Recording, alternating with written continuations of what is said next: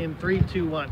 Welcome to a special Gator Hoops cast, and this is Kevin Brockway, Florida men's basketball beat writer for the Gainesville Sun, and Pat Dooley is not with us. He did not travel, so I've brought in a special guest, very young, hardworking reporter, enterprising reporter. Not only is he a student at Florida, but he also works for ESPN Gainesville. He works for Rivals.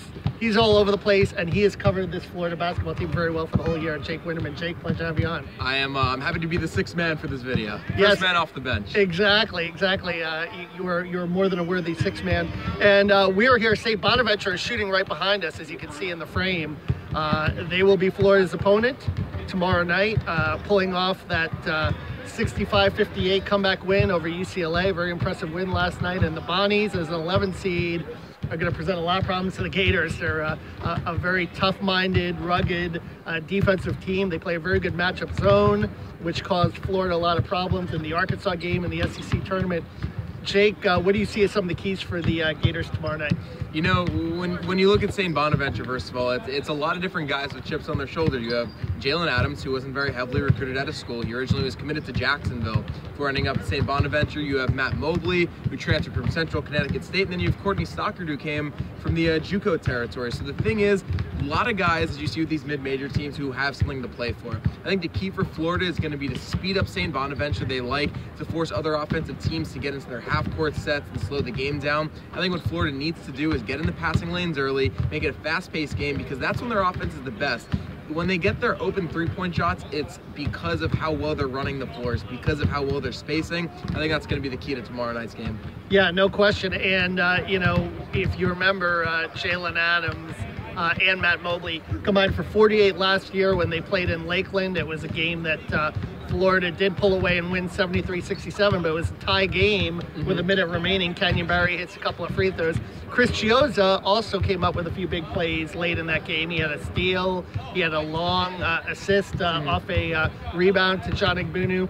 And obviously Chris Chioza's back, but there aren't really as many pieces back from the team last year that made the Elite Eight run. But I asked Chris about the familiarity, and he thinks it could play a factor and perhaps help Florida, but it's also going to help St. Bonaventure as well. So I think it should be set up for an interesting, certainly, matchup. It's going to be a late night matchup, 10:10 Eastern time. That's always going to be tough. And Jake, this team has been consistently consistent all year. Yes. The read on this team, based on what you saw today, how much urgency do you think they come out with tomorrow?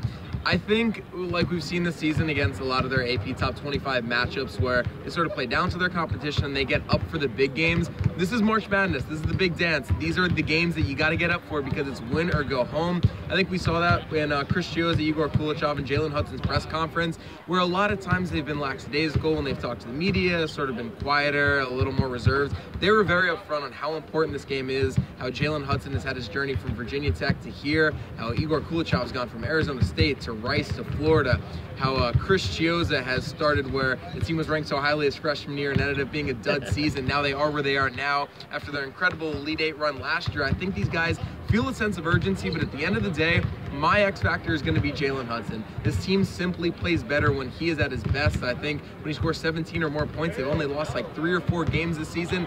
He's a guy that a lot of national media writers have talked about as one of the guys to watch in this tournament. If Jalen Hudson plays well, Florida plays well. When Jalen Hudson does not play well, we could be looking at a round of 64 upset. You know, and this is Jalen Hudson's first trip to the tournament. He seems very excited about it.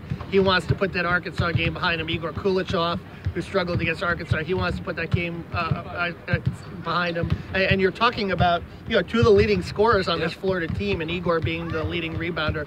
Those 2 guys are really going to have to show up, aren't they? And Igor, it's interesting, even when he's had his poor shooting games as of late, he's been a guy who consistently gets like 6 rebounds every single game. And I think it's important that even when they're high-scoring individuals like Kayvon or Igor don't have it going necessarily in a scoring factor, for Kayvon, it's a matter of forcing steals and finding the right pass and racking up assists. For Igor, it's crashing the glass. For Jalen Hudson, it's turning his defense into offense. I mean, we talked about it before the season when he first got to Florida, that his defense was the reason that he would not get as much playing time as he's supposed to. So I think more so than all these guys looking at their individual statistics in terms of scoring, I think like Jalen Hudson said, the NCAA NCAA tournament is not a game of individuals. It is a team effort. One person can't necessarily win you the entire tournament. They might win you a couple of games. It's going to take the entire roster to put together a deep run in the NCAA tournament this year. And certainly, St. Bonaventure knows about that. They're a team that's, against UCLA, Jalen Adams and Mobley, their two top scorers, kind of struggle. Their senior guards. Stockard steps up. He has a really big game. And just in talking to their press conference, their coach, Mark Schmidt, who has done a really nice job with this team.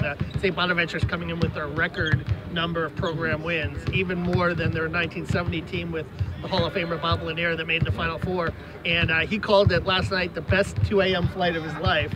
And kind of joked, if his kids are tired, they have plenty of time to rest when they're dead. So I think the adrenaline, and the Cinderella, this is going to be a game that's really going to be important for Florida to put them away and not let it linger in the last 10 minutes, because the crowd is going to be behind the underdog. And this is not an easy draw. Although Florida's the 6th seed, they obviously have a 5-seed advantage, whether they play St. Bonaventure or UCLA. This is a St. Bonaventure team from an Atlantic 10 league that's been battle-tested. This is not your normal mid-major. We sort of talked about it off-air, that they're sort of one of those tweener leagues with the Mountain West, up above the mid-major level, but just slightly below that high major level. So they've been battle tested. They've played URI this season. They've played Davidson, two teams that are both in this year's NCAA tournament. This is not a pushover game for Florida, and they can't simply look at this game and then start looking ahead to, well, we're going to play Texas Tech next, and if we win that, we're going to play Purdue. Their efforts need to solely be on this game, because if they start looking ahead and they get their minds off the contest at hand, that's when you see them sort of struggling, like we saw after the PK80 tournament when they were ranked number 5 after coming back from Portland. It sort of got to their heads about how good they were and about what they could be. I think Florida needs to completely put that to rest and realize that if they don't play their best 40-minute effort against St. Bonaventure, there are no guarantees in the NCAA tournament. There is no guarantee they will get to the next game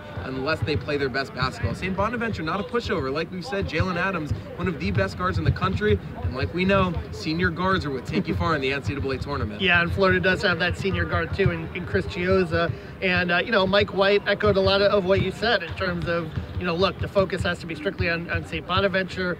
This is a team that averages 80 points a game, and they've shown a rugged ability. Florida has shown that at times defensively, but not consistently, and they certainly slipped up in the Arkansas game. Let's talk a little bit about brackets now. It's just that time of year. Yep. And I'm sure you filled one out. I filled one out. I probably filled about 5 or 6 out so I could have different excuses in case teams lose. But who do you like in the Final Four, and who's your national champion? I'll tell you mine quickly. Virginia is my national champion. I think Purdue is going to come out of this region. Even without DeAndre Hunter? But I'm a big fan of Isaac Haas and Courtney Edwards. I think they're going to find a way to do it. So I like those two. I like Kansas to come out. So it's going to be really kind of a heavy chalk, but I do think Villanova will slip up in the East. I think that this year necessarily, I think it will be very chalk heavy headed into the later rounds, but I think we'll see a lot of first round upsets. You look at teams like South Dakota State and Mike Dahm, who I was so close to putting on my All-American ballot, but just couldn't justify putting him over some high major guys. You see Murray State with the Racers, you see New Mexico State, a lot of solid mid-majors in this year's tournament, but mine is pretty chalk heavy. My Final Four starts off with Tennessee. I think they're one of the toughest teams in the country. I think they beat Arizona. I think Arizona's going to beat Virginia in the Sweet 16. They'll play Arizona in the Elite 8. It'll be Tennessee in the Final Four. I have UNC coming out of the next portion of the bracket, then Villanova, then Duke. And ultimately, I have a Duke-UNC national championship with Duke taking the crown. How about that? I picked Duke last year, so I'm staying away from them this year. They let me down in that South Carolina game. Yep. I do like that 5-12 with South Dakota and the Jackrabbits, although Chris Holtman's done a really good job with Ohio State too, and Cates Beta Dop. I mean, he's a tough forward. So it'll be that's going to be a pretty entertaining matchup. And finally, this bracket for Florida. We're allowed to look ahead a little bit, but if they get Texas Tech here on Saturday, it'll be a home crowd for Texas Tech. How do you see that matchup potentially, you know, shaking out if they get there? Well, first of all, I think that the Texas Tech Stephen F. Austin game is going to be one of the most packed first-round tournament games of any of the sites. You have Texas Tech, who's 5 hours away, which seems close. It's an even closer home game for Stephen F. Austin. They're only 2.5 hours from Dallas. I think it's going to be absolutely packed, but Texas Tech will eventually come out with the victory.